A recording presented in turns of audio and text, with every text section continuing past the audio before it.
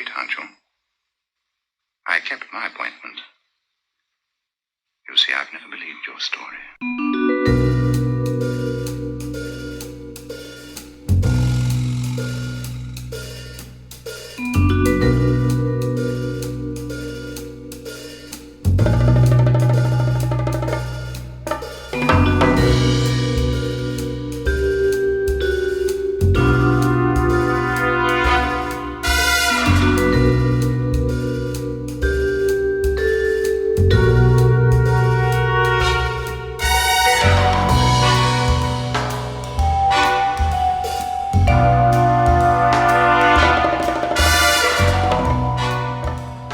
Welcome to episode 21 of the Horror Double Bill, the podcast where each week we pair two movies to create something far greater than the sum of their parts.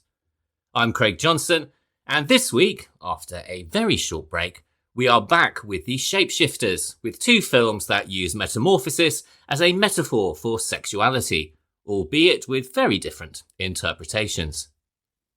First up, we have Cat People from 1943 and legendary producer Val Lewon. Directed by Jacques Tourneur, it stars Simone Simon, Tom Conway, Kent Smith and Jane Randolph. Then we follow this with The Company of Wolves from 1984, directed by Neil Jordan and starring Angela Lansbury, Sarah Patterson, David Warner and, in a blink and you'll miss it cameo, the late great Terrence Stamp. Along the way, we'll be discussing the history of RKO Studios, director Jacques Tourneur, actress Simone Simon, author Angela Carter, and much, much more. But before any of that, as always, I'd just like to mention the main sources that I've used for this week's episode. For the discussion on RKO Studios and Cat People, I have referred to the Encyclopaedia Britannica, an interview with director Jacques Tourneur from 1979, which appears on the Criterion Collection Blu-ray release of the film, and the books Cat People by Kim Newman, published by BFI Classics, Val Lewon, The Reality of Terror by Joel E. Siegel, and Jacques Tourneur, The Cinema of Nightfall by Chris Fujiwara. And when discussing The Company of Wolves, I have heavily referenced the book The Company of Wolves by James Gracie, which is published by Devil's Advocates.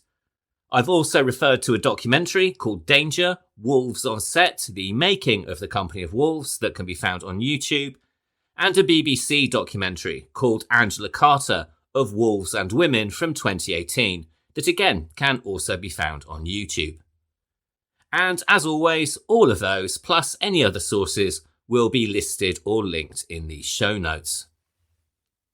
Cat People is, as regular listeners will know, the first movie produced by Val Lewon when he was installed as the head of the newly formed horror unit at RKO Studios in the early 1940s, and we discussed his career at great length in episode 2 when we spoke about his 1943 horror noir, The Leopard Man.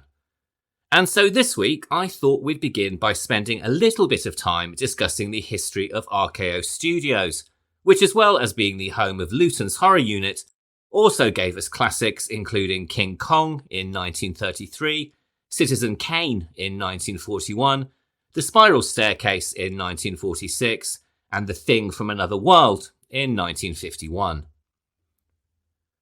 RKO Studios began life as a British import, export and film distribution company called Robertson Cole, founded in London in 1918. A year later, they opened an American branch called Robertson Cole Distributing Corporation and began distributing independent films across the US. And this eventually led into a move into film production when they rented studio space in California and began producing silent movies. But by 1922, the American branch had very much outgrown its parent company, and it was reorganized and renamed as Film Booking Offices of America, or FBO, and became known for producing low-budget movies, particularly westerns and light comedies. By the mid-1920s, FBO had established itself as a solid, if rather modest player in the American film industry, and it caught the attention of financier Joseph P. Kennedy. Yes, one of those Kennedys, who saw opportunity in the growing entertainment industry. He quickly acquired control of FBO and reorganised its finances while looking for a merger that would give the company greater reach and a long-term stability. At the same time, the Radio Corporation of America, or RCA, was looking for a way into the film business. They had developed a new sound system known as Photophone, but needed a studio to use it and promote it, and FBO seemed like the perfect opportunity. Meanwhile, there was also interest from the Keith Albee Orpheum theatre circuit, and that was one of the largest networks of vaudeville and picture houses in the US. Vaudeville by now was very much on the decline thanks to the rise of radio and cinema, but its theatres were ideally suited for conversion to sound film exhibition. And so, in October 1928, the RCA Photophone division merged with the two other companies to form Radio Keith Orpheum, or the more catchily abbreviated RKO Studios, with the aim of producing, distributing, and exhibiting movies in its own theatres all across the US. Fully equipped for the new era of talking pictures, its first releases appeared in 1929, and among its early successes were musicals starring Fred Astaire and Ginger Rogers, and the 1932 thriller The Most Dangerous Game, starring Joel McCrea and legendary scream queen Fay Wray. Based on a 1924 short story by Richard Connell and released before the rigid enforcement of the Hays Production Code, this film follows a group of shipwreck survivors who were taken in by the enigmatic Count Zaroff on his remote tropical island, only to discover that they are about to become the prey in a very twisted hunting game. Although it received rather mixed reviews at the time, it performed very well at the box office, though its pre-code brutality and suggestions of sadism reportedly caused some audience members to walk out of the cinema, a very early example of the kind of story that studios still love to trade in on their publicity today. And if the story of The Most Dangerous Game feels familiar, it's not a surprise, as it went on to inspire numerous remakes and reimaginings, including A Game of Death in 1945 and Run for the Sun in 1956, as well as a 2020 TV series starring Liam Hemsworth. It also went on to spawn countless variations, like John Woo's Hard Target in 1993, starring Jean-Claude Van Damme, and Blumhouse's The Hunt in 2020, as well as parodies from shows including Buffy the Vampire Slayer, Supernatural, and of course, The Simpsons. But it would be a year later, in 1933, that RKO would achieve worldwide success with King Kong. Directed by Marion C. Cooper and Ernest B. Schoedsack, with groundbreaking special effects by Willis O'Brien, it starred Fay Wray and Robert Armstrong, and was billed as the eighth wonder of the world. And surely enough, it became RKO's most profitable film of the decade, and also remains one of cinema's most defining moments. But despite the success and the release of comedies and dramas featuring stars like Katharine Hepburn and Cary Grant, the studio had a number of financial problems, and studio executives changed frequently. In 1939, a new president of the studio, George J. Schaefer, sought to improve the studio's reputation by hiring Orson Welles, who was then just 24 years old and already celebrated for his stage and radio work. He was given an incredibly unusual contract which granted him complete creative control. His first film, Citizen Kane, in 1941, was, as we all know, an artistic triumph. But unfortunately, it really annoyed newspaper magnate William Randolph Hearst because it appeared to caricature him.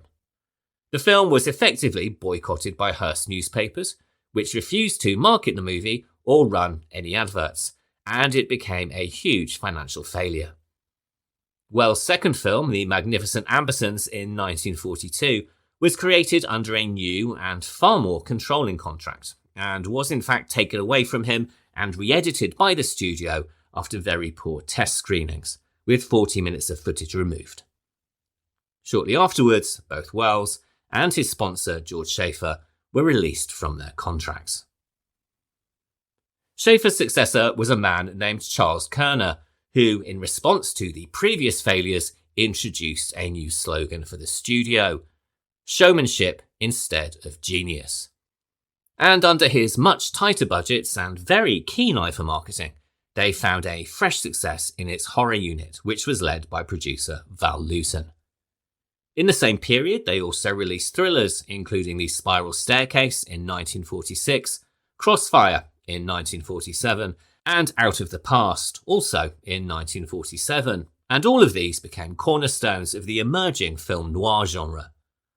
RKO cinematographers, and in particular a man called Nicholas Musuraca, developed a visual style that was characterized by very sharp contrast, deep shadows, and expressionistic lighting that would go on to inform countless films to follow, including, of course, the Italian Giallo movie.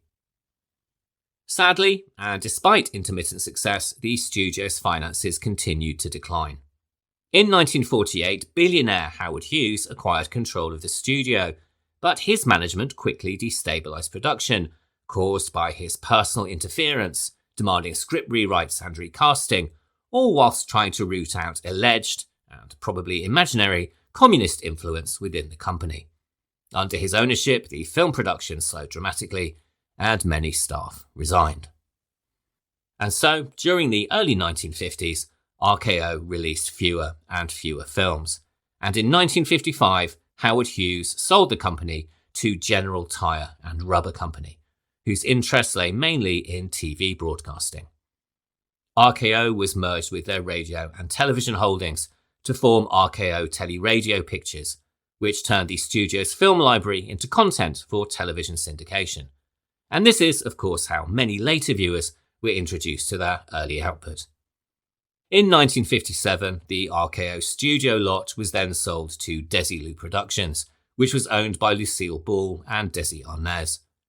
And by 1959, RKO Radio Pictures ceased film production altogether.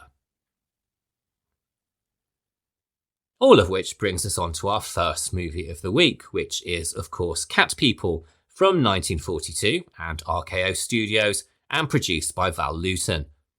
It was written by DeWitt Bodine and directed by Jacques Tourneur and stars Simone Simon, Kent Smith, Jane Randolph and Tom Conway. And now we are getting into the spoilers, so if you haven't seen Cat People yet, it's time to hit pause, watch it, and then come back.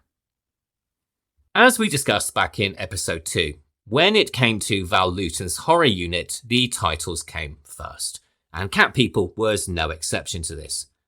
Screenwriter DeWitt Bodine recalled that he and Lewton were personally instructed by the head of the studio, Charles Kerner, he of the more showmanship, less genius tagline, who told them that, in his opinion, vampires, werewolves and man-made monsters had been overexploited, but nobody had, quote-unquote, done much with a cat. The title had already been audience tested and was deemed highly exploitable, and the two were ordered to get to work. Bodine also recalled that immediately following this meeting, Lewton offered him a way out, saying, quote, "There's no helping it, we're stuck with that title. If you want to get out now, I won't hold it against you." End quote.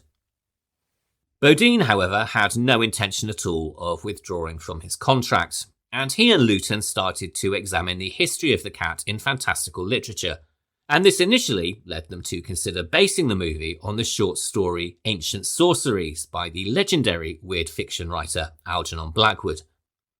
This story tells of a traveller who finds himself in a remote French village where the inhabitants seem to be involved in an ancient and feline-inspired witchcraft.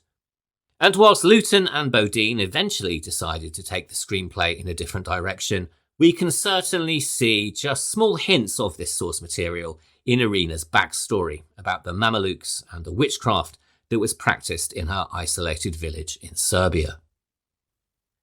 It was Lewton himself who decided the basic narrative for the story, arriving at the studios one day after a very sleepless night and declaring that rather than a movie with a foreign setting, he wanted to set the story in contemporary New York and base it on a love triangle between an all-American hero, Oliver, his all-American co-worker, Alice, and a mysterious foreign girl, Irina, who is obsessed by abnormal fears from her childhood. This decision not only rooted the horror in contemporary America, but it also reduced the budget as it removed the need for a foreign setting or period costumes. The horror was also an incredibly personal one for Lewon, who by all accounts had quite a severe phobia of cats, and it's been suggested that that phobia could be traced back to the fairy tales that were told to him as a child by his Russian peasant nurse. By this time, Lewon had recruited the rest of his production team. As well as DeWitt Bodine as a screenwriter, he hired editor Mark Robson, secretary Jesse Pommins, and very importantly, director Jacques Tourneur. Tourneur would not only direct Cat People, but also the two following films that the unit produced, which were I Walked with a Zombie in 1943 and The Leopard Man in the same year. Whilst many people, myself included, refer to all three films first and foremost as Val Lewon productions, they are also very much the work of their director. I think it's fair to say that although I am a fan of all of the output that the unit produced, these first three, under the direction of Tourneur and the cinematography of Nicolas Musaraka, stand head and shoulders above the rest. Jacques Tourneur was born in Paris, France in 1904. His mother was Fernande Petit, a celebrated actress at the Théâtre Antoine, while his father, Maurice Tourneur, was also working there as a stage manager. At the start of their relationship, Fernande was the higher earner, but this dynamic started to shift when Maurice turned to film directing, and he quickly gained international recognition as one of the early masters of silent cinema. Reflecting on his childhood, Tourneur called himself lucky, saying that he had very much been born with a silver spoon in his mouth. His parents always had money, and he had a very, very happy childhood. However, like all children, he was not without his own fears and nightmares, and one in particular seems to have made its way into several of his movies. This fear stemmed from his father's studio, a vast and mysterious room that filled him with unease and was at the end of a very, very long, dark corridor. He recalled in interviews that on Christmas Eve his parents would hide his Christmas presents there and tell him to go and find them himself. And this meant walking down the very, very long dark corridor, which he described as completely black.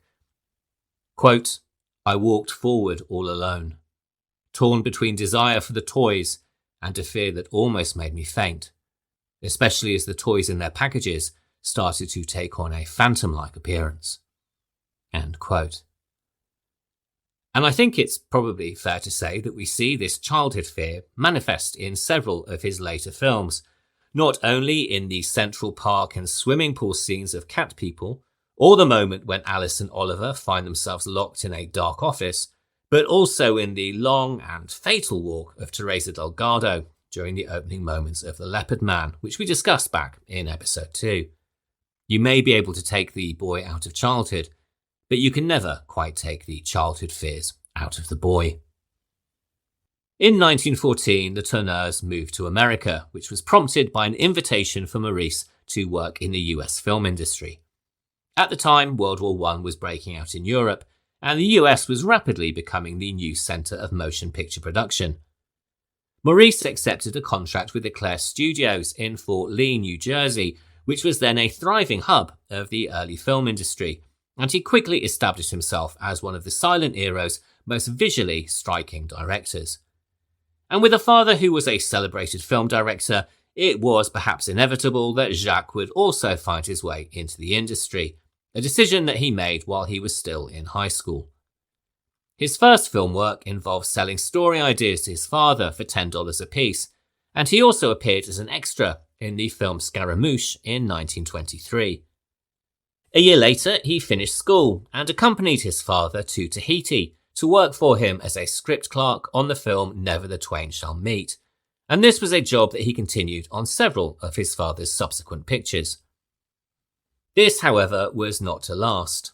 After the very poorly received release of his film The Mysterious Island, Maurice Tourneur left America and returned to Europe, giving his son a $100 bill and the parting words, quote, "Now get by." End quote. Jacques initially found work as a stock player at MGM Studios for $50 a week, and he also did a number of production work jobs, serving as a second assistant to various directors. But then his father cabled him in 1928 and invited him to join him in Berlin to work as his assistant. Returning to Europe, he worked as an assistant director and an editor, and sometimes both, on the films that his father made between 1930 and 1934. He also made his directorial debut in 1931 with the French comedy drama All That's Not Worth Love, and he followed this with 3 more French productions, all of which were made for the studio Pathé Natin. But by 1934, he had started to become restless, and he realised that if he really wanted a career as a director, he needed to return to the States. Although he had no real money to speak of, he left France in 1935 with his new wife Christiane, and arrived in Hollywood with $40 in his pocket. Initially, he found editing work at MGM Studios, and he would recall pestering studio executives for opportunities. And although he would occasionally be given work to create 10-minute short films, sometimes weeks or even months would pass without any contact from the studio at all. And he recalled this as being a period of both great isolation, but also one of learning. He went every day to the library and read as many classics as he possibly could, while still taking every opportunity to pester the studio executives for work. And although this was without doubt a difficult and frustrating time for him, his passion for cinema kept him going, as he revealed in a later interview, saying, quote, "Success in cinema for anyone, in any job, is directly linked to your love of cinema. Anyone who loves it passionately, whether actor, writer, or director, anyone who adores cinema, who lives for it, you can't keep them down. It's impossible. They'll make it." End quote. Eventually, he was hired as the second unit director on the film version of A Tale of Two Cities, and it was here that he first came into contact with Val Lewon, who was working on the project as a story editor and assistant to producer David O. Selznick. And although the two would not work together again for several years, they quickly became friends, both sharing a love of sailing, as well as similar tastes and sensibilities. And when Lewon was given the role as the head of RKO's horror unit, he was the natural choice to be brought on as the director for Cat People. In an interview in 1977, Tourneur explained that their partnership worked so well because it was one of contrasts. Lewon, he said, was an idealist, and somebody who he described as having his head in the clouds and full of outrageous ideas. Tourneur said that he was the opposite, and was more pragmatic, and the two really balanced each other very well. He described the period as a very happy time in his life, and also one in which Lewon gave him a sense of poetry that up to that point he felt he personally lacked. And this poetry stayed with him for the rest of his career, most notably in his film noir Out of the Past in 1947, Nightfall in 1956, and Night of the Demon, which we'll be discussing in a few weeks in the run-up to Christmas. Lewon was certainly a hands-on producer, and there can be no doubt that his fingerprints are all over Cat People, as well as all of his other productions. As we discussed back in episode 2, he possessed a meticulous attention to detail, and was involved in every aspect of the filmmaking process. But it's equally fair to say that Tourneur's artistry also permeates Cat People and the two films that followed. You only have to compare the first 3 collaborations with the later entries directed by Mark Robson and Robert Wise to see a very clear divide, particularly in the handling of light and shadow and the subtle play between contrast and suggestion. In the same 1977 interview, he described his approach to cinema as one that was rooted in contrasts, saying, quote, "You always need conflict. All these movies about happy families and so on, it's boring. Cinema is based on conflict. Cinema is based on contrast. A violent scene must always be followed by a calm one." This idea of contrast extends beyond editing and rhythm to the very visual composition of his movies, including the looks adopted by the actors, creating a visual as well as emotional difference between characters. And this is something we see very clearly in the Central Park sequence, where Alice, dressed in white, hurries ahead of the stalking Irina, who is dressed appropriately enough in a black fur coat. In fact, the whole movie can be said to be a study in contrasts, not least the old world versus the new. Irina is dark and mysterious, as is the incredibly dubious psychiatrist Dr. Judd, and both are of course European, which places them in stark contrast to Oliver and Alice, who are fair-haired, open, and as all-American as can possibly be. In fact, Oliver even refers to himself as a good plain Americano, ordering apple pie at the diner and demonstrating a perfect baseball throwing arm in the opening scene at the zoo. He says later that he has never experienced unhappiness until meeting Irina, which again is the opposite of her, who would appear to have never experienced happiness until she met him. "Perhaps you will be my first real friend in America," she tells him before inviting him to tea, emphasizing her loneliness and isolation.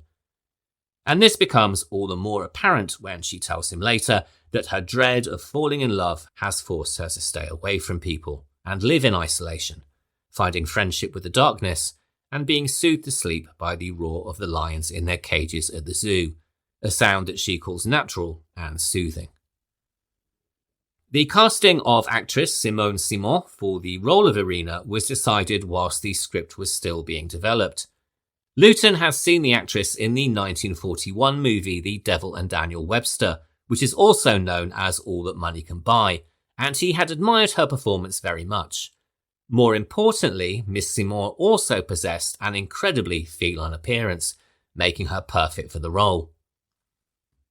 She was born in Marseille, in France in 1910, and was the daughter of a French engineer and an Italian mother, and she spent her childhood moving between Madagascar, Budapest, Turin and Berlin, before the family finally settled back in France.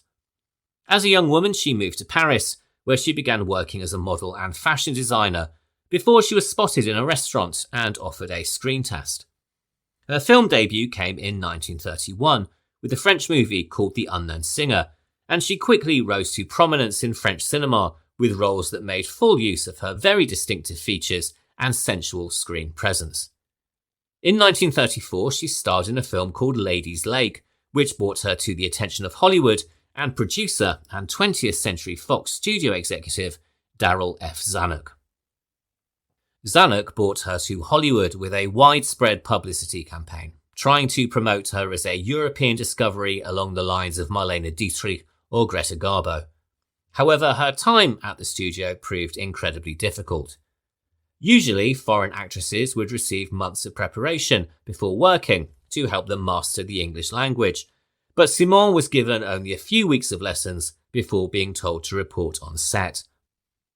These language barriers and cultural differences led to tensions on set, and although in 1935 she was cast as the female lead in the film Under Two Flags, she was very quickly dismissed during production. The official story was that she withdrew due to illness, but it was later revealed that Zanuck fired her after 12 days of shooting because of supposed temperamental behaviour, and this was a reputation that would follow her through Hollywood. For her part, Simone did admit that in the early stages she was indeed temperamental, but placed some of the reason for this on advice that she was given by none other than Marlene Dietrich herself, who reportedly told her that, quote, "A star is only as important as she makes herself out to be," end quote. Simone denied any further claims, though, of being rude or difficult to work with, and explained to the press that she was just really not used to the American lifestyle, which was in her opinion far more extroverted than the way that she had been living in France. Despite these challenges, she did deliver a number of noteworthy performances during her American period, including Girls' Dormitory in 1936 and Ladies in Love, which was released in the same year. But again, there were rumours of temperamental behaviour, and it was even reported in the Chicago Tribune that she had actually hired an assistant to, quote unquote, avoid quarrels on set, end quote.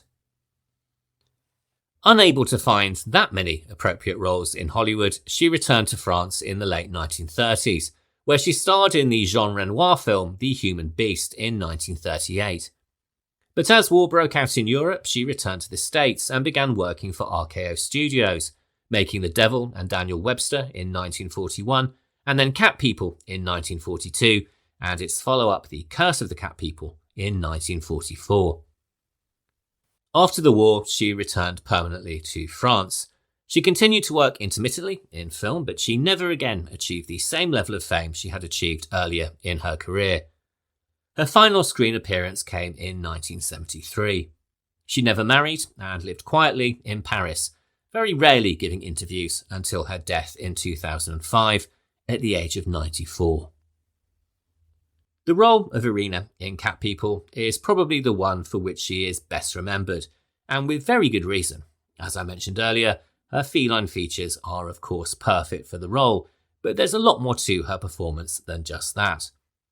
Irina is both a figure of tragedy and one of fear, and Simone handles both aspects of the character remarkably well, transitioning from the frightened girl crying uncontrollably in the bathtub to the far more in control and powerful woman who taunts Alice with an incredibly false concern for her well-being as she offers to help her out of the pool. This duality can also be seen in the very strange joy that crosses her face as she terrorizes her pet bird in its cage, which again is also remarkably cat-like. As we see, she ends up feeding the bird to the panther at the zoo and then runs away, acting under a strange compulsion that even she doesn't understand. Throughout the film, there are numerous images and sequences that align Irina with members of the cat family. From her restless pacing in front of the panther's cage, inside which the animal is mirroring her movements, to the long scratch marks that her nails leave in the upholstery of the sofa. There's also a beautifully composed and almost thrown away shot of her standing on the museum stairs next to the jackal-headed god Anubis, who, of course, isn't really a cat at all, he's the god of the dead, but still, I think you get my point. And there are many other references throughout the film if you care to look for them. Cats are depicted on the screen in her apartment and in the reproduction that hangs over her mantelpiece as she tells Oliver about her past. There is also a shot of tiger lilies in a flower shop window, and of course there are cat's claws that decorate the feet of the bathtub in which she washes herself after, apparently, murdering some lambs in the zoo. There is, of course, something very, very wrong with Irina, but had the studio not insisted on the inclusion of an actual panther in the film's final moments, we might well be left wondering whether she transforms at all, or whether she is really suffering from some form of psychiatric disorder, and that would at least explain the remarkable speed with which she seems to be able to transform and then re-don her clothing. That said, there are numerous red flags throughout the film that suggest something altogether more otherworldly. The violent reaction of the cat that Oliver brings her, though it might just be really pissed off from being stuffed into a tiny shoebox. And there's also the ensuing chaos of the pet shop when they go to return the cat. And this sequence, of course, anticipates similar scenes in later movies like The Omen, and the animal's frenzied behaviour becomes so overwhelming that it drives Irina, Oliver, and the shopkeeper out into the street. Animals are ever so psychic, the shopkeeper says. There are some people who just cannot come in here. You can fool anybody, but landy dearie me, you can't fool a cat. They seem to know who's just not right.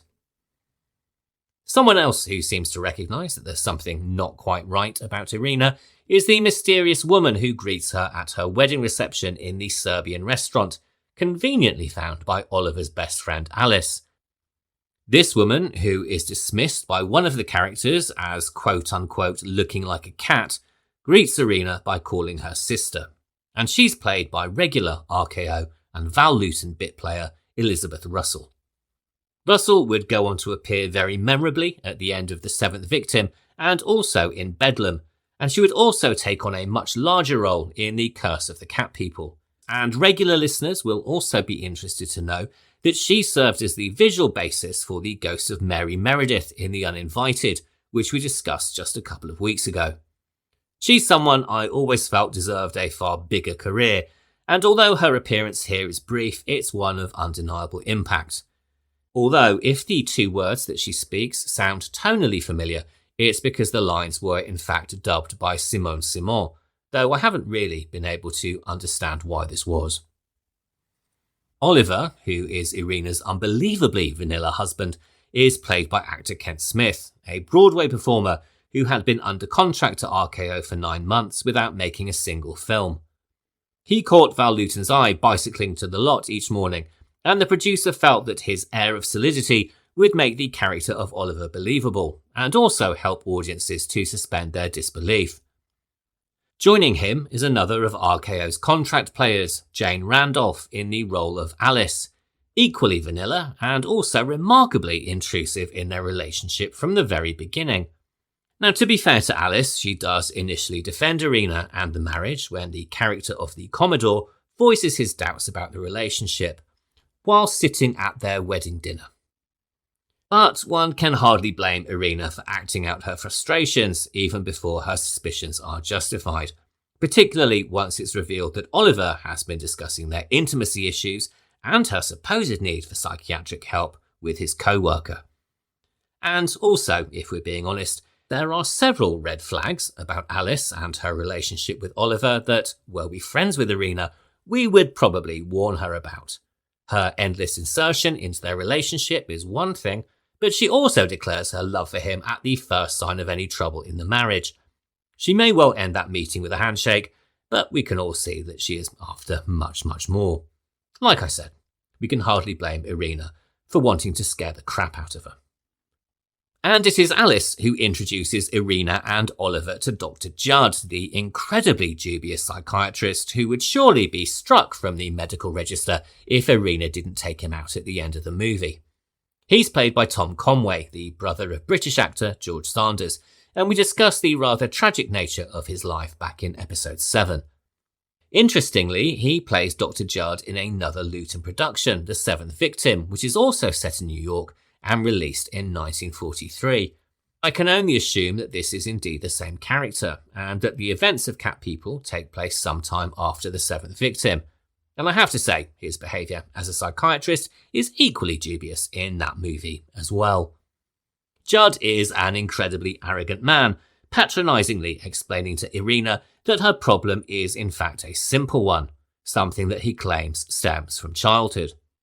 He assures her that he will be able to repair what he calls the, quote, canker in the mind that has corroded your soul, end quote. When he inevitably fails to cure her, he then suggests that she's merely playing games with him, threatens to have her committed for observation, and breaches patient confidentiality by discussing her case in detail with Oliver and also with Alice. He even advises Oliver to divorce her rather than have her institutionalised, pointing out that one cannot divorce somebody who is legally insane. And if we hadn't questioned his morality by that point, the fact that he then attempts to seduce Irina, seemingly drawn to the darkness within her, really brings it all rather starkly into focus. It is, however, through the visits with Dr. Judd that we learn the specific nature of Irina's fears, which are that should she kiss a man, or, as we infer, engage in sexual activity, she will turn into a ravenous beast and kill the man that she loves, which hardly needs a Freudian to work out the subtext. In Irina's world, sex equals death and violence. It is something uncontrollable, something to be feared, and something to be repressed. It is also through Dr. Judd, or rather through the opening epigraph attributed to him, that the tone for the movie is set. Judd's words appear at the beginning of the movie, hovering before the statue of King John of Serbia, seen spearing a cat, which itself stands in front of a screen decorated with the image of a Black Panther. Quote, even as fog continues to lie in the valleys, so does ancient sin cling to the low places, the depressions in the world consciousness. End quote. This, we are told, is an excerpt from Judd's book, The Anatomy of Atavism. And atavism is the reappearance of a trait or characteristic of a distant ancestor in a descendant. And so, in this opening, we learn that we are not only going to hear of a story about ancient sin, but also about the past intruding onto the present. And it is also, of course, Dr. Judd who highlights that Irina has a death wish, telling her that she has a psychic need to loose evil on the world, and that she views the panther as an instrument of death. And given that she steals the key to the panther cage, and at the end releases it into the New York nightlife, he may well have a point, regardless of his position on medical ethics. Of course, we can't really talk about Cat People without referencing the two sequences that have really both earned their place in horror history. We've already spoken about the swimming pool scene, in which Alice is menaced by something unseen as she swims alone at night in her apartment building. This sequence was very much the idea of screenwriter DeWitt Bodine, who was inspired by Tourneur's own experience of nearly drowning while swimming alone after dark. Although we see several shadows circling the pool, we never actually see the shape of any animal, and the shadows were created by Tourneur himself, formed from his own fist, held up in front of the light, to create a sense of movement and threat. The other scene, of course, is the famous Central Park sequence, where Alice, crossing the park late at night, hears footsteps behind her. Stopping under a street lamp, she looks back into the darkness and sees nothing. The noises stop, but as soon as she steps beyond the light, the footsteps begin again, causing her to hurry to the next lamppost. And just as the tension reaches its height, a bus suddenly appears in the frame, its brakes mimicking the hiss of a cat. This moment is widely regarded as cinema's first jump scare, and is a technique that became known, appropriately enough, as a bus. Lewon recognised the power of this effect and went on to refine it across several of his films, using it to punctuate moments of stillness and dread. He believed that horror should emerge from suggestion rather than spectacle, and that darkness itself could become a storytelling tool. By controlling what the audience could and couldn't see, he understood that the imagination would do the rest. Many viewers, he said, swore that they saw a panther move in the hedge above Alice during that walk through the park, but of course there was nothing there at all, just the use of shadow. Sadly though, RKO Studios were rather less interested in subtlety. Lewon and Tourneur's initial intention had been that the presence of the cat should be suggested through sound and shadow, leaving audiences uncertain whether Irina's fears were imaginary or real. However, the studio insisted that a black leopard appear in the sequence with Oliver and Alice in their office. Technically, Tourneur and Lewon complied. A leopard was brought in and the sequence was redone, but Tourneur shot it in near darkness, lit only by the light from the drafting tables, to make it a little bit more vague as to what the audience was seeing. Editor Mark Robson further trimmed away any really obvious shots of the animal during editing in an effort to preserve the sense of ambiguity. It didn't work 100%, you still can see the leopard, but it was a valiant attempt to keep the uncertainty that Lewon had originally intended. Filming on Cat People was completed on the 21st of August 1942, ahead of schedule and at a total cost of $134,000. While post-production, including editing and scoring, continued, the Lewon unit scarcely had time to pause or even worry about the success of their first effort. Their next project, I Walked with a Zombie, was already scheduled to begin production in less than 2 months, and their third movie, The Leopard Man, was due to follow only a few weeks after that. And focusing on the task ahead, they had no idea how successful their first film together was going to be. Screenwriter DeWitt Bodine recalled that the Cat People preview did not begin particularly well. It was preceded by a Disney cartoon about a kitten that prompted the audience to meow and catcall. Lewon grew increasingly nervous, wiping sweat from his forehead as the jeers grew louder when the film's title appeared. But once the story began, the audience fell silent, soon gasping, screaming, and jumping at just the right place. By the end, they had completely accepted and believed the story and were completely spellbound. On its general release in 1942, RKO didn't have particularly high hopes for the movie, and the critics weren't particularly kind. The New York Times, the Herald Tribune, the Sunday News, and the World Telegram were all very dismissive, while others were positive only in the vaguest of terms. The film was also described as fantastic and unhealthy, weird and unbelievable, and morbid and unconstructive, and that last one was from the Parent Teachers Association. But in spite of the mixed reviews, word of mouth was very good, and audiences began to flock to see the film wherever it played. Theatre bookers had expected it to run for only a few days, but it was held back week after week after week, and its run at New York's Rialto Theatre was so successful that several critics went back for a second look, and wouldn't you know, they were much more impressed the second time around. In Hollywood, the film played a record 13-week engagement, which was longer than Citizen Kane's first run, which had lasted only 12. By the time its general release ended, Cat People had earned a lot of money, and this was something the incredibly desperate studio really needed. It's often been said that Cat People saved RKO, though given that the studio still struggled moving forward, that may be something of an overstatement. Although exact box office figures are incredibly hard to come by, it's estimated that the film grossed more than $2 million in 1942, a remarkable return on its $134,000 budget. The success bought DeWitt Bodine a new and higher paid contract, and Jacques Tourneur an RKO director's deal that promised promotion to A Pictures once he had completed his 3 films with Lewon. Lewon himself didn't receive a salary increase, but doors began to open that had previously been closed to him. It's fair to say that Cat People was a success, both commercially and creatively, and that it marked the beginning of one of the most distinctive cycles in American horror cinema.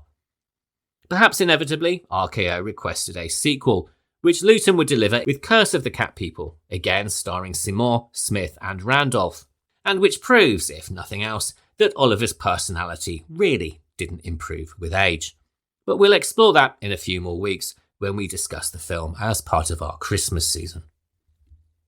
As part of the early 1980s resurgence of shapeshifter movies, in 1982 the film was remade, starring Nastassja Kinski, Malcolm McDowell and Ed Begley Jr. Directed by Paul Schrader, it is a very 1980s film. It's very sleek, it's got lots of synthesizers and has a David Bowie soundtrack. And I have to say, I'm really not a big fan. However, even I don't dislike it as much as the writer Harlan Ellison, who described it as, quote, an exercise in depravity, an unsuccessful exercise in blood and warped eugenics. Schrader has performed an autopsy on a dear thing that was not dead.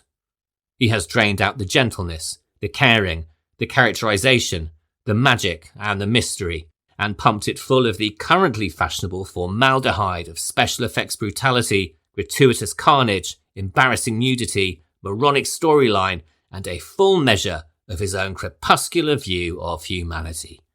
Mr. Schrader is a deeply disturbed person. End quote. I don't think he liked it. Including Cat People, Lewon went on to produce 9 films for the RKO horror unit.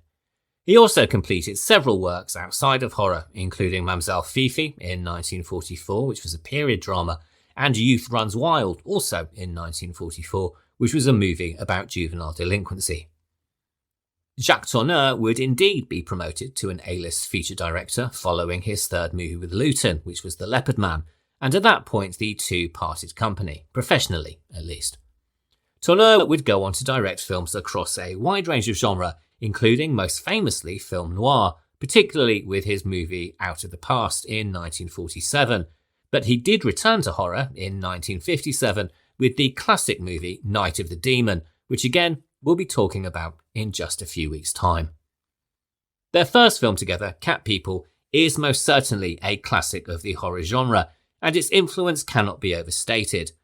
Whether in its use of shadow and suggestion or the introduction of the cinematic jump scare, its DNA can be found in countless films that follow. And while some of its moments are admittedly a bit creaky these days, and the characters of Alice and Oliver are beyond vanilla, the film still stands up today, not least because of the magnificently slimy performance from Tom Conway as Dr. Judd, and the tragic sadness portrayed by Simone Simon as Irina. All of which brings us to our second film this week, which is The Company of Wolves from 1984, directed by Neil Jordan. And this stars Angela Lansbury, Sarah Patterson, Tusé Silberg, and David Warner. The screenplay of The Company of Wolves was written by Neil Jordan and Angela Carter, a visionary writer of magical, frightening, funny and subversive stories and novels that explore gender and sexuality while pulling narrative themes from pop culture, magical realism, and the world of fantasy. She was born in Sussex, England in 1940, and her given name at birth was Angela Stalker. She had a very close relationship with her mother Olive, who was, by all accounts, an incredibly overprotective woman, even to the extent that if Angela went to the toilet, she had to leave the door open. Through her early years, she was essentially treated very much like a doll who wouldn't be able to manage if her mother wasn't there. She was also rather overweight as a child and was bullied by other children, given the nickname Tubbs, and this was not helped by the fact that Olive would save her wartime rations to buy her daughter weekly treats. This overprotectiveness was incredibly suffocating, and Angela escaped into mythology and writing, but over time, a sense of rebellion began to grow. She started to refuse the treats that her mother was giving her, and she accordingly lost weight, and this soon grew into a refusal to compromise or conform anymore. As her biographer says, such was the force of her mother's protectiveness that she had to react very strongly, and had to form a personality very consciously in opposition to her mother's values, and in opposition to the kind of nice, polite little girl that her mother wanted her to be. So she deliberately became raucous, sacrilegious, and sweary. And this sense of rebellion would carry forward into her writing, and also how she manoeuvred through the world for the rest of her life, deliberately pushing people's buttons to get a reaction, and often saying the most outrageous things purely for the effect and her own entertainment. She also became increasingly politically minded and began campaigning for nuclear disarmament, and also refused to go to university, instead getting married to a quote-unquote folk-loving beatnik called Paul Carter at the age of 20. Sadly, though this was meant to be an escape from the suffocation of home life, she had in reality swapped one institution for another, and life as a housewife in Bristol, England, proved to be anything but idyllic. We know from the journals that she kept at the time that the relationship was pretty much a loveless one, and also that she was incredibly bored. She called him as self-righteous as shit, and said that she was unhappy enough to die. It was so bad that the prospect of returning home to her mother Olive started to look appealing. In 1962, she began studying English literature at Bristol University, reading 200 books over the course of the following 2 years, and she began honing her skills as a writer. What she wanted to create was, in her own words, a voice, something personal, unmistakable, and that was instantly recognisable. The 1960s has often been described as a time in which the English novel was, surprisingly for the period, apparently rather dull. While the wider arts and cultural landscape of the decade blazed with bright colours and loud music, very little of that excitement seemed to reach the great British novel. In Carter's view, the compulsion to depict reality in the so-called kitchen sink dramas had drained the form of imagination and vitality.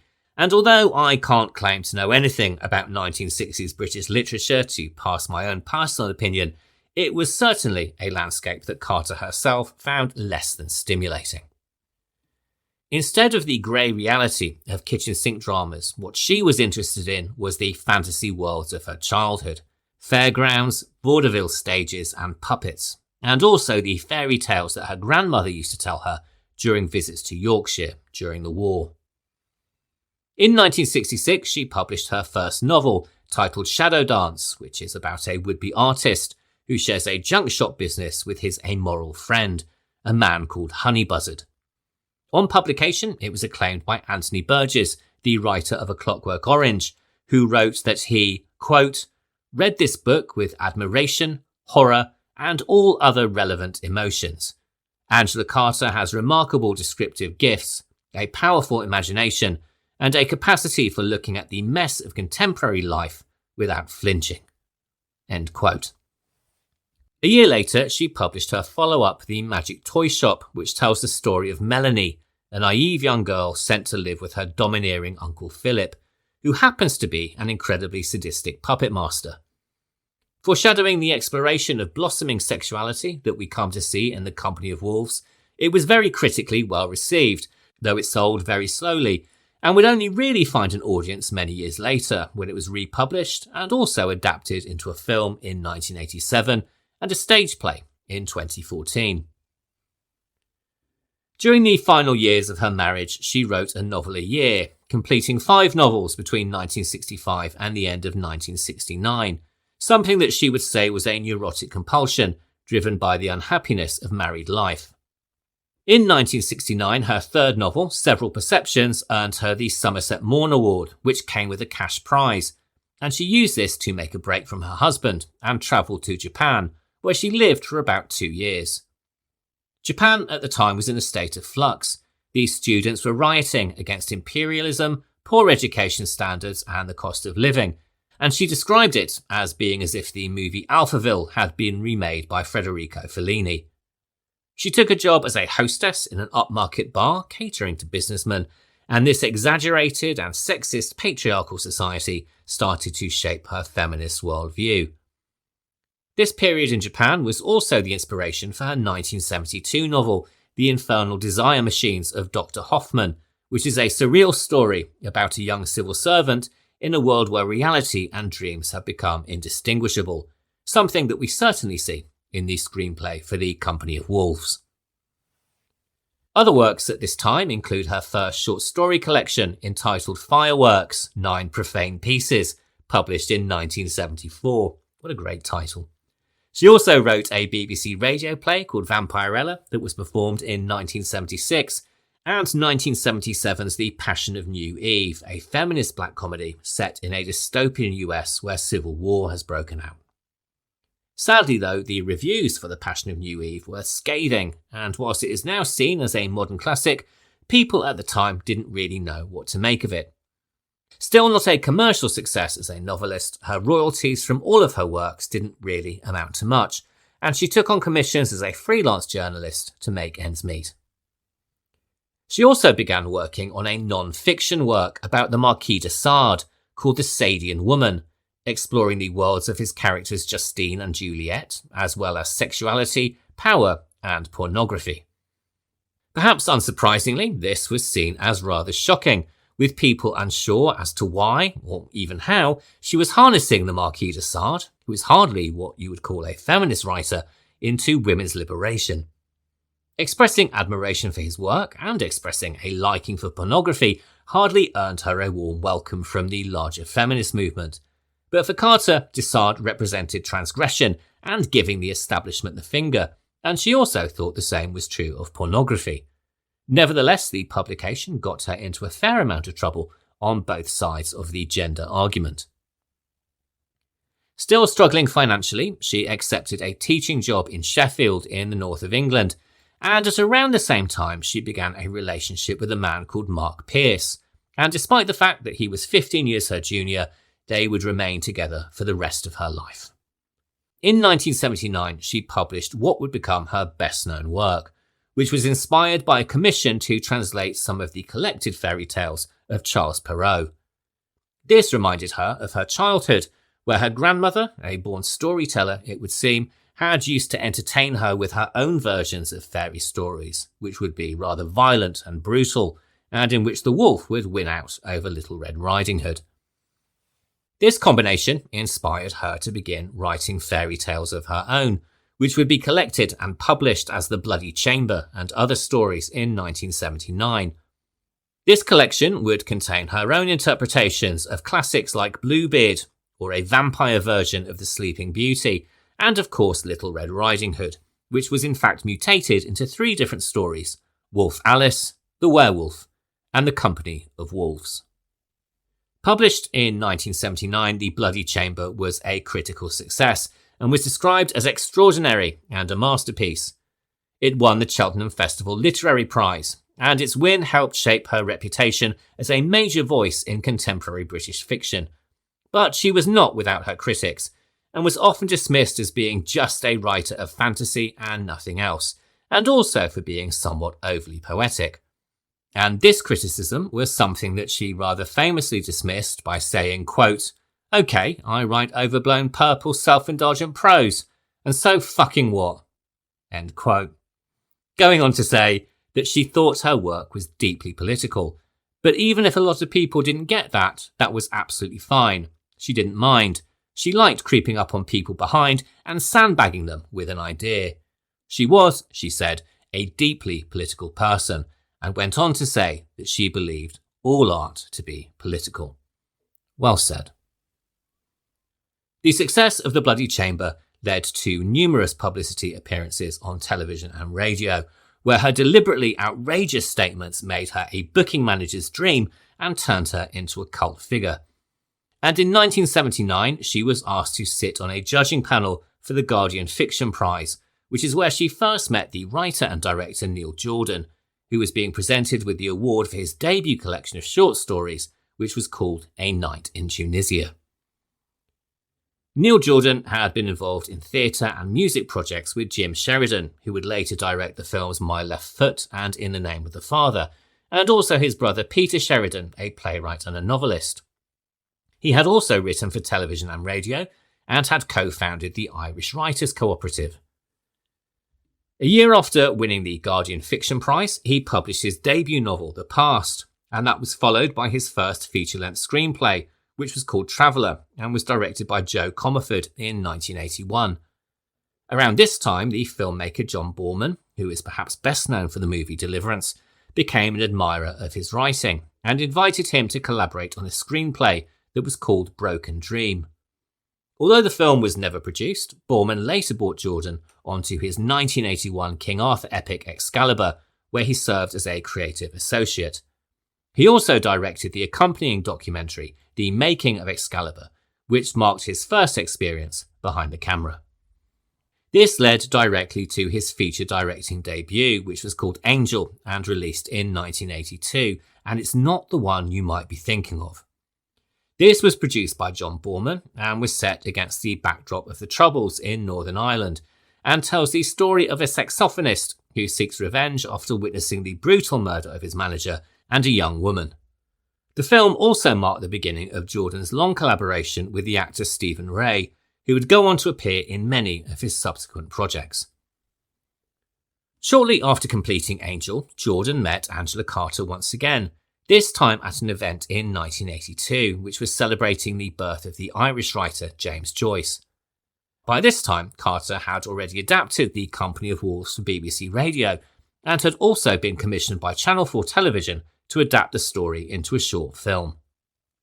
Following this meeting, Carter sent Jordan her film script, which was mainly based on her radio adaptation, and he was immediately impressed, saying, quote, "The single most important factor that drew me to Angela's work, which to me is like nothing else, is that it's both so dramatic and so graphic. She also has an incredibly fertile imagination and thinks very strongly in terms of imagery." End quote. He then showed the script to a man called Stephen Woolley, a very important figure in 1980s cult cinema. At the time, Woolley was a film producer, but he had also previously managed the Scala Cinema near King's Cross in London, a venue that specialised in cult cinema and screened exactly the sort of films that we talk about in this series. In the early 1980s, Woolley and his business partner had gone on to establish Palace Pictures, a specialist video distribution company that played a small but significant role in the horror education of an entire generation. I'm not sure how many of you will remember the company and their garish video covers, and to be honest, I had pretty much all but forgotten them myself until I started researching this episode. But it was through their videotapes that I first encountered films like The Evil Dead, Basket Case, Brain Damage, Night of the Demons, and Dario Argento's Phenomena, although admittedly that was the brutally hacked up and retitled version known as Creepers. Woolley was incredibly impressed by the initial screenplay, and it was decided that The Company of Wolves would become Palace Pictures' first foray into feature film production. A development deal was created, and Jordan and Carter set to work adapting the short script into a feature.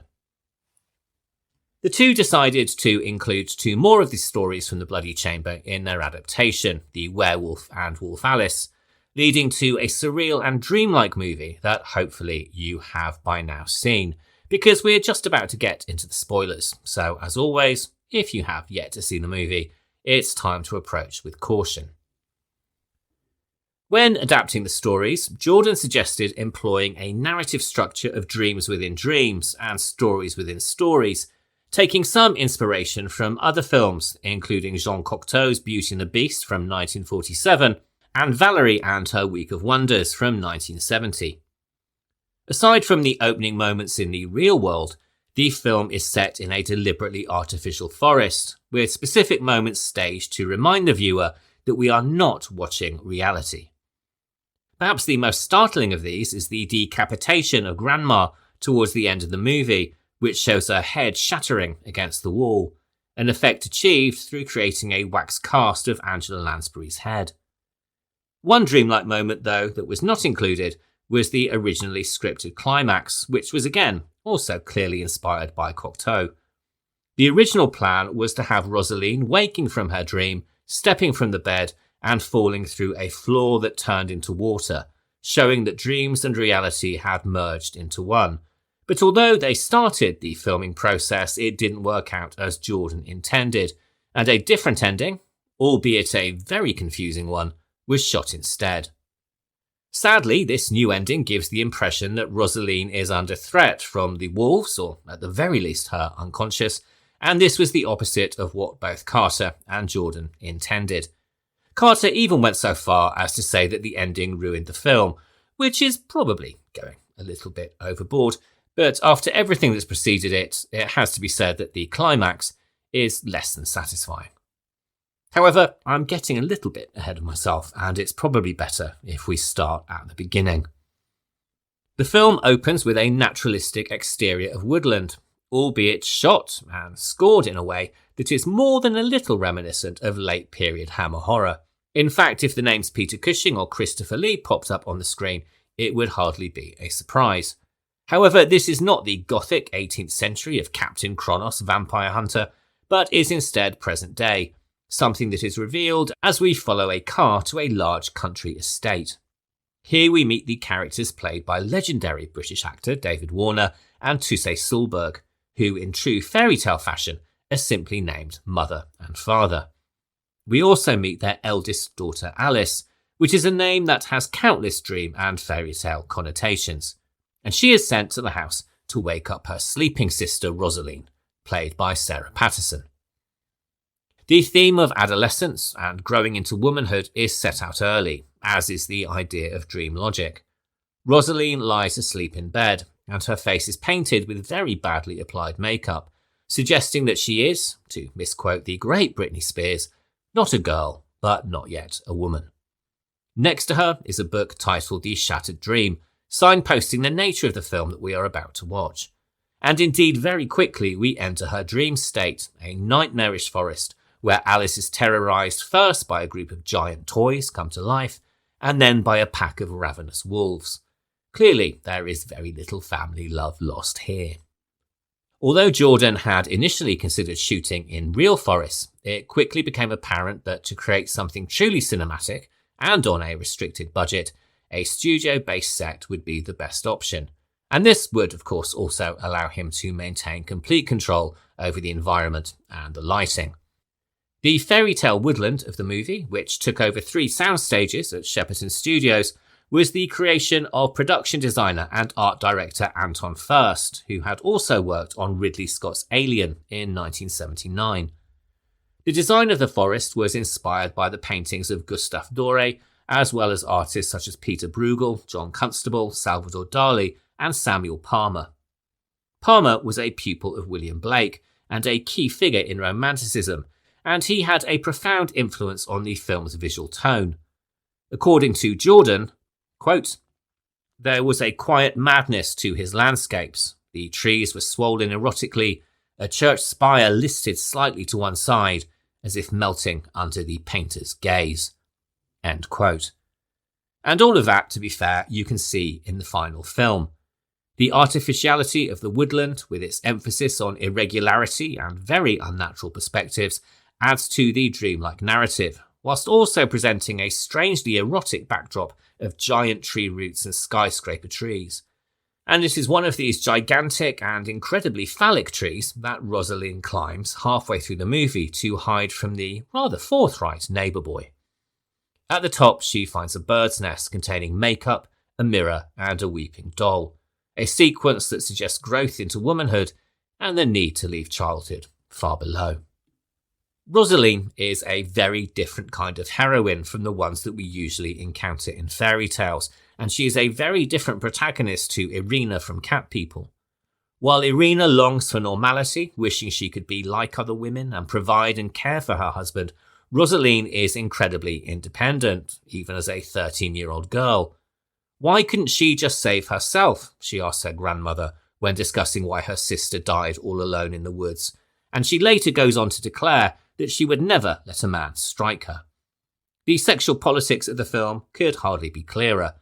Men, her grandmother tells her, are as nice as pie until they get what they want, and then they begin to change, saying that once the bloom is gone, oh, the beast comes out. She then goes on to warn her that she should never stray from the path, never eat a windfall apple, and never trust a man whose eyebrows meet in the middle. Rosaline is played by Sarah Patterson, making her screen debut at just 13, and she gives a remarkably assured performance for somebody who's so young, particularly when you consider that she's essentially carrying the entire film. Despite this, she didn't go on to have much of a career afterwards, appearing only in a version of Snow White in 1987, Do I Love You in 2002, and Tick-Tock Lullaby in 2007. And this seems a bit of a shame, really, because anybody watching The Company of Wolves can see an enormous amount of potential, as well as a very strong screen presence. And it's all the more impressive when we realise that she's acting opposite the likes of Angela Lansbury and David Warner, and still manages to hold her own. David Warner was immediately drawn to the project, saying that the idea of appearing in something so utterly unique was incredibly exciting to him. Although he'd obviously already appeared in a number of unusual and distinctive films, including The Omen, Tron and Time Bandits, the dreamlike nature of The Company of Wolves felt different again, and that's what made it so appealing to him. The same is true of Angela Lansbury, who was Jordan's first choice for the role of Grandma. She brings a real duality to the part, at once kind, caring and loving, yet with a strange undercurrent of menace. Lansbury said that what appealed to her about the film was the way that it took the legend of Little Red Riding Hood and expanded it, exploring areas that one hadn't really thought of before. To her, the story was about a young girl on the brink of adolescence, beginning to wonder about boys and to dream of herself in relationship to them.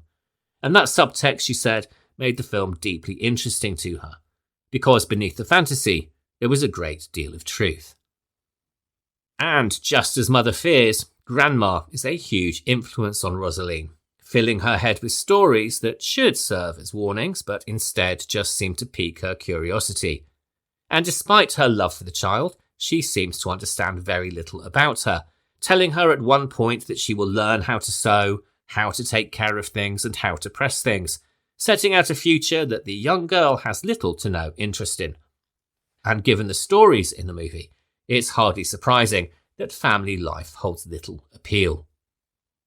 The first story we see concerns a young bride, initially depicted as having an incredibly cheerful temperament, but we see her become a woman who is angry, exhausted, and shouting at her children, her happiness long since eroded by years of domestic drudgery, performing the very same duties, in fact, that Grandma wishes upon her granddaughter.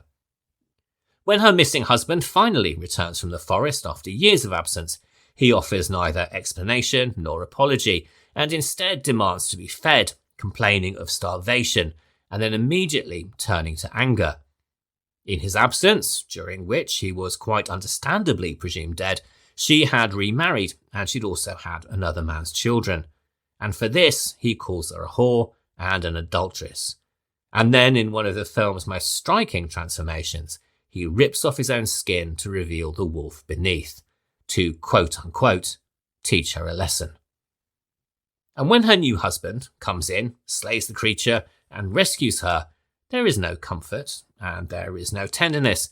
Instead, she's met with a resounding slap across the face. The moral, it seems, is clear. In this world, the role of the wife is not one that Rosaline should find particularly appealing. In the other stories of the film, a wedding party is disrupted and ultimately bewitched by a girl who has been wronged by the master of the house. And a wolf girl rises from a well to explore the world above before being shot and wounded, suggesting unconscious desires breaking the surface, only to be suppressed once more. And in one of the film's most strangely anachronistic moments, that is also rather reminiscent of The Evil Dead, a young boy ventures into the forest one night to meet the devil himself. The devil is played by the late great Terrence Stamp, who was so supportive of the project and so impressed by the script that the only payment he accepted was the suit that he was wearing in the scene. Interestingly though, Jordan's first choice for the role had been none other than New York pop artist Andy Warhol. And if you know anything about Andy Warhol's reputation, casting him as the devil is incredibly ironic, to say the least. However, budgetary constraints, coupled with Warhol's unwillingness or inability to travel, put paid to the idea. And to be honest, I think Stamp makes a much more charismatic Lucifer in any case. And the sharp-eyed amongst you will also notice that it is Sarah Patterson appearing as the chauffeur wearing a blonde wig, a choice that suggests a duality within Rosalind's character and also serves as a deliberate homage to the films of Joseph von Sternberg and his muse Marlene Dietrich. The final story in the film is, of course, the story of Rosalind herself, or Little Red Riding Hood, and her meeting with the huntsman, or wolf, on her way to Grandma's house. The huntsman is played by Misha Begues, who is also making his screen debut and coming from a background of mime, choreography and theatre. His performance is incredibly unsettling, moving from fairy tale prince in the forest to feral beast by the time he reaches Grandma's house. I think it's fair to say that for a contemporary audience, the whole last story is disturbing. Rosaline is clearly a pubescent girl, and the interactions with the wolf are unbelievably sexualized, and one cannot help but feel rather uncomfortable watching them, even though Rosaline triumphs in the end. The transformation sequences in The Company of Wolves are very different to those that we see in other werewolf films of the period, like American Werewolf in London, or The Howling, or indeed the 1982 remake of Cat People. These effects were created by Christopher Tucker, who was somewhat unusually a former opera singer, and he had previously designed the makeup for David Lynch's The Elephant Man in 1980. It was Tucker who suggested that the wolves could literally emerge from the mouths of the transforming characters in order to visualise the literal beast within, and he also designed the effects for the sequence in which the bridegroom rips off his own skin, basing the designs on the anatomical drawings of Leonardo da Vinci.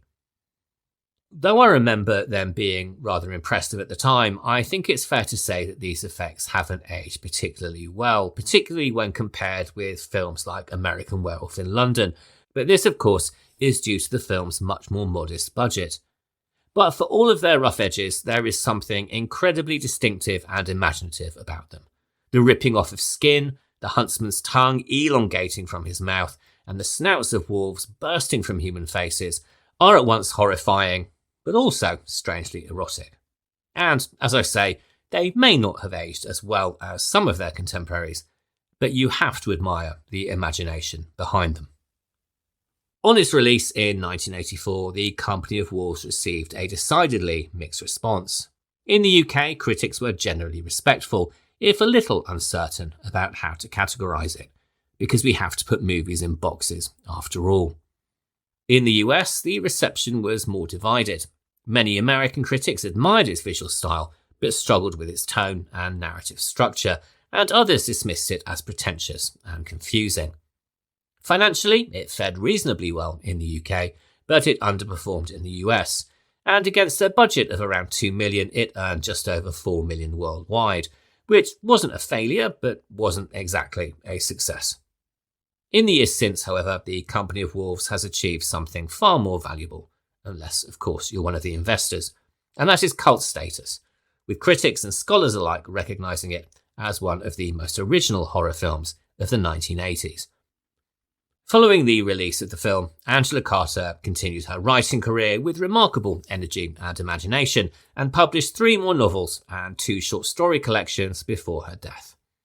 She passed away in 1992 from lung cancer, leaving behind a legacy of 9 novels and around 40 short stories, along with numerous radio and stage adaptations of The Bloody Chamber and The Magic Toy Shop, and of course this movie. Since her death, she has gone on to be recognised as one of the most original British writers of the 20th century, and with her fusion of Gothic horror, feminism and fairy tale, she has influenced generations of artists who followed. Neil Jordan went on to enjoy considerable success across multiple genres. He directed Mona Lisa in 1986, which won the BAFTA for Best Film, and in 1992 he wrote and directed The Crying Game, which was nominated for 6 Academy Awards and won Best Original Screenplay. He followed that with Brad Pitt and Tom Cruise in Interview with a Vampire in 1994, Michael Collins in 1996, which won him the Golden Lion at Venice, and the quite brilliant The Butcher Boy in 1997, which earned him the Silver Bear for Best Director at Berlin. Other films include The End of the Affair in 1999, and Annette Bening and Robert Downey Jr. as psychic and serial killer in the thriller In Dreams, which was also in 1999. He directed Cillian Murphy in Breakfast on Pluto in 2005, and Gemma Arterton and Saoirse Ronan in the modern vampire movie Byzantium in 2012, which again is definitely worth tracking down if you've not seen it. He continues to write and direct projects that maintain his reputation as one of the most distinctive voices in contemporary cinema, and his most recent film was Marlowe, which was released in 2022 and is a neo-noir detective thriller starring Liam Neeson and Jessica Lange. Cat People and The Company of Wolves are, of course, both films about shapeshifters, but more than that, they are films about female agency and sexuality, one that is repressed in Cat People and released in The Company of Wolves. Irina tries to fight the beast she fears is within her and is ultimately overcome, her desperate quest for normality leading only to unhappiness, loneliness, and destruction. Rosaline, on the other hand, rejects the notion of marriage and convention and instead transforms, escaping into the forest to run wild and free. Made more than 4 decades apart, the two films paint very different pictures of female sexuality and also clearly reflect the time at which they were made. But more than that, when we take them together, they also serve as a warning regarding sexual power. The first is about the dangers of suppressing it, and the second is about the freedom that comes from owning it. All of which brings me to the end of this week's episode. So it just leaves me to say thank you very much for listening, and I hope that you are enjoying the show. If you are, please remember to rate, review, and subscribe wherever you listen to podcasts.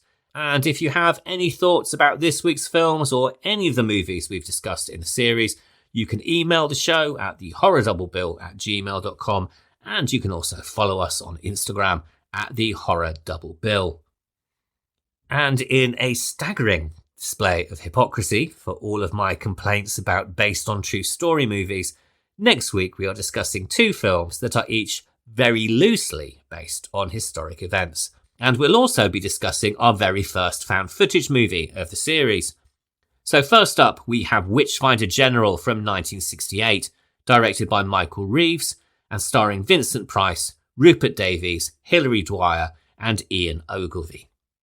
Then we jump forward to 2013 and The Sacrament from writer-director Ty West, starring AJ Bowen, Joe Swanberg, Gene Jones and Amy Seimetz. And if you want to watch along, Witchfinder General is available to watch in the UK on Shudder and the BFI Player and Amazon Prime, and is also, at the time of recording, available to watch free of charge on YouTube. And The Sacrament is available to watch on Apple TV and also available to rent or stream from Amazon Prime. So I'll be back next Sunday for the discussion, and until then, thank you very much for listening and have a really great week. Goodbye.